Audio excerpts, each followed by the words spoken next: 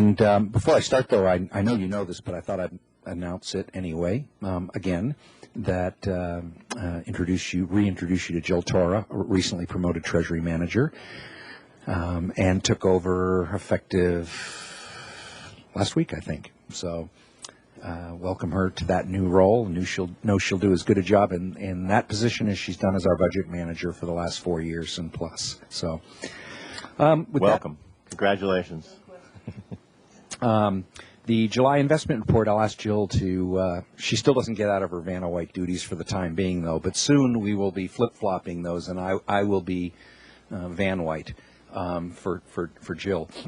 The activity and investment report for July 31, you can see that we had fairly limited activity. In fact, we had really no purchases or sales maturities or withdrawals, with the exception of LAIF, where we deposited and withdrew money through the month as usual for our cash management purposes. And the only other item you'll see is, I know you'll recall that Council authorized the airport to issue a short-term, about a 5-month promissory note, which we purchased into the city's investment portfolio, $7.8 million. And you'll recall that was to allow the airport to begin a portion of the terminal renovation project.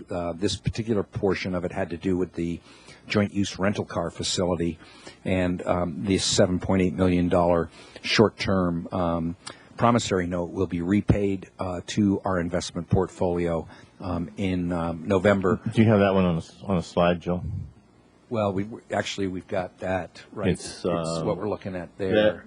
At the top of the purchases or deposits there. Yeah, okay. It'll be repaid to our, when it matures in November, from the proceeds of the airport's long-term debt issuance for the terminal project. So, and we're moving along nicely on that. So there's that's definitely on track. The next page I wanted to put up, and frankly, the only other one I wanted to put up, was the summary of cash and investments at July 31. Which also, as you know, shows the prior month. So the top half of the page shows the summary of cash and investments at June 30th. And you can see that, and then the bottom half of the page, shows the summary of cash and investments at July 31st. So you can see the movement during the month. You can see that the average days to maturity for the portfolio fell from 637 to 611. That was the result of two factors. One is that the natural aging, if you will, of the portfolio, that all of the paper that we own in the portfolio is 1 month closer to maturity.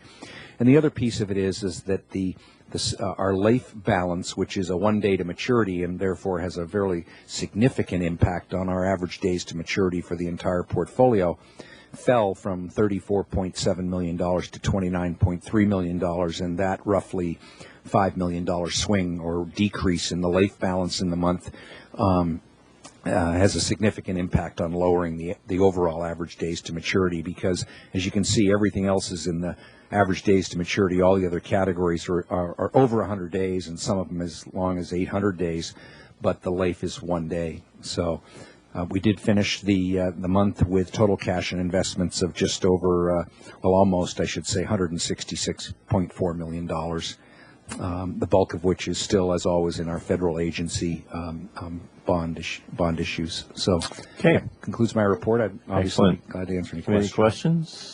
Is there a motion? Happy to move the investment report. All those in favor, say aye. Aye. Motion carries. Is there any further items on the agenda today, Mr. Pearson? No, sir. If not, then we'll adjourn this meeting. Thank you for being here.